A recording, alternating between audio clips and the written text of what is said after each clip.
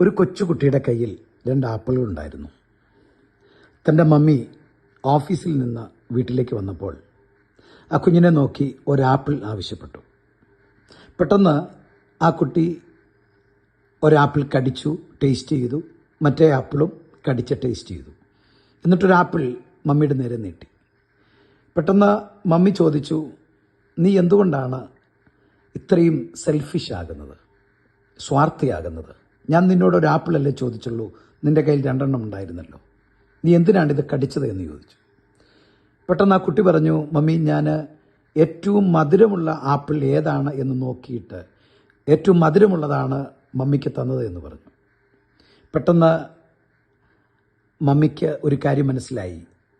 ആ കുഞ്ഞ് കൈമാറാൻ ആഗ്രഹിക്കുന്നത് ഏറ്റവും സ്വീറ്റായിട്ടുള്ള മധുരമായിട്ടുള്ള കാര്യമാണ്. ഇതിന് എമ്പതി എന്നാണ് പറയുന്നത്. എമ്പതി എന്ന് പറഞ്ഞാൽ എന്താണ്? To understand the others emotions.